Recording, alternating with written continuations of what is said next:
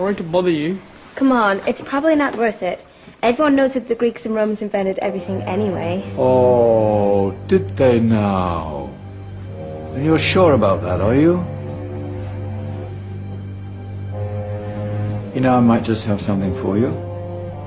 You seem to be up for the task. I suppose I could... Follow me. I've got just the book for you.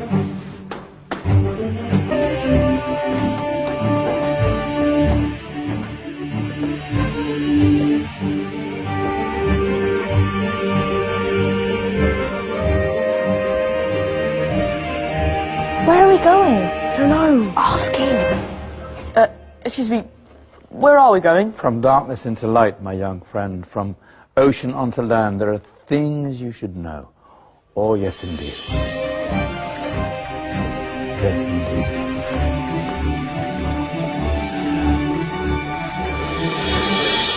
Now, I know I left it round here somewhere.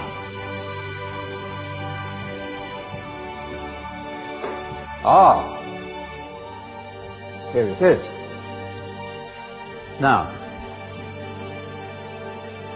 take a look. If you dare.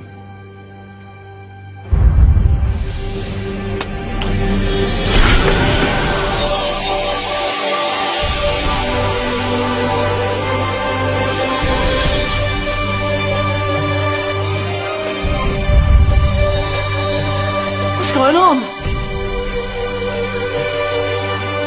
Welcome to the Dark Ages, or as it should be known, the Golden Ages. Who are you? I am Al-Jazari, engineer and ingenious inventor. I thought you said this was the Dark Ages. It doesn't look very... dark. That's because it's all a matter of perspective, my soon-to-be illuminated friend. Of course, there are parts of the world that weren't dark at all, but in a civilization that stretched from Spain to China, the golden rays of discovery and invention shone over everything. What civilization? The Muslim civilization, my young friend.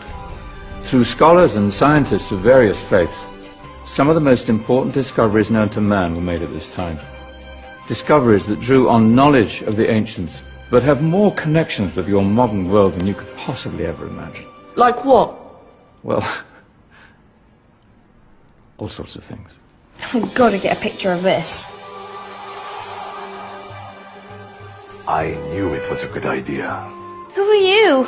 Allow me to introduce Ibn al-Haytham, a great scientist whose ideas led to the invention of the camera. You invented the camera? I laid the foundations for modern cameras by explaining how our eyes work. I found a way of projecting an image onto another surface through a small hole in a dark room, later called camera obscura. Think of all the things that evolved from this discovery. Cameras, cinema, all share the same principle. Cool. Look out below! Who's that? That's my good friend, Abbas ibn Farnas, who gazed up to the heavens, passionate in his belief that man could fly. Whoa. Indeed, he dared to dream about flying 1,000 years before the Wright brothers. Do you know you all take your jet-setting holidays for granted, so it only seems fair to remember Abbas ibn Farnas. Stand by. I'm ready for takeoff.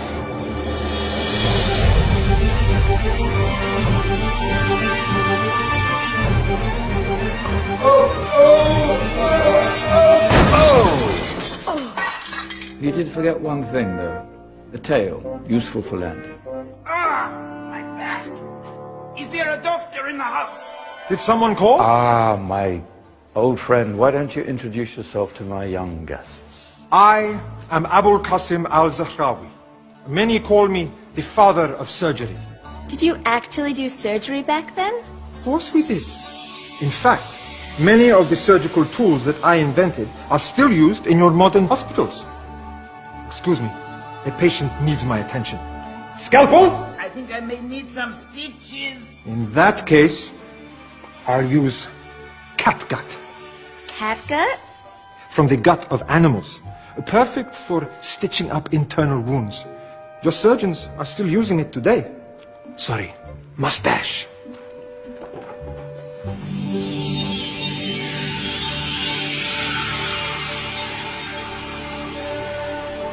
Who's she? That's Mariam al-Astrolabi, one of the many brilliant women of her time. She made sophisticated astrolabes. Astro what? Astrolabes. They show the sky and the stars on a small flat plate you can hold in your hand.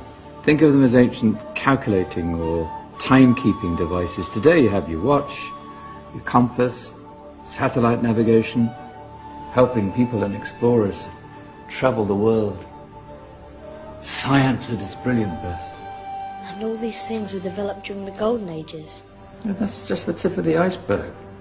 There were thousands of other inventions covering all areas of life, and in the years that followed, their influence spread across the whole of medieval Europe. So you see, it wasn't so dark after all.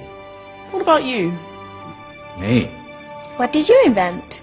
Well, I don't want to be big-headed, but I made some groundbreaking advances in engineering. I suppose my most significant discovery converted rotary motion into linear motion using a crank and connecting rod. It's essential in pumps and engines.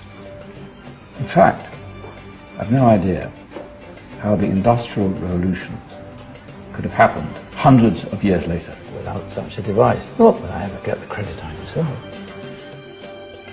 But my crowning glory was my amazing time-telling machine, my legendary elephant clock.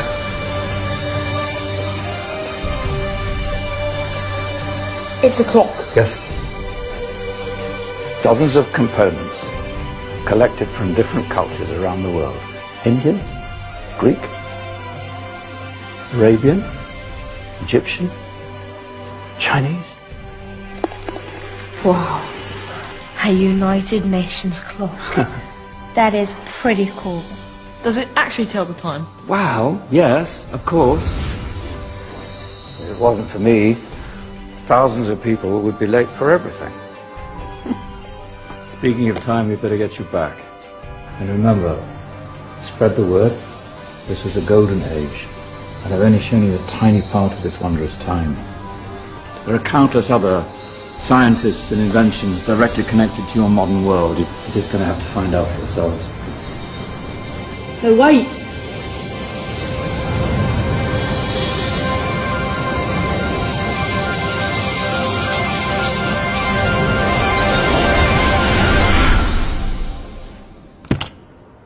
Whoa.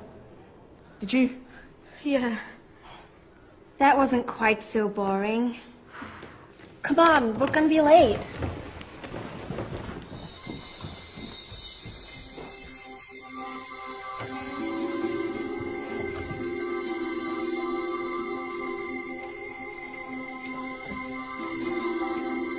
So, what have we learned? The Romans, the Greeks, the Renaissance, and the Industrial Revolution all have great relevance to us today. Where's Danny's group? Just there, miss. Ah, our intrepid Dark Ages group. You probably had a much harder time finding any connections with the modern world. Actually, miss, that's not strictly true.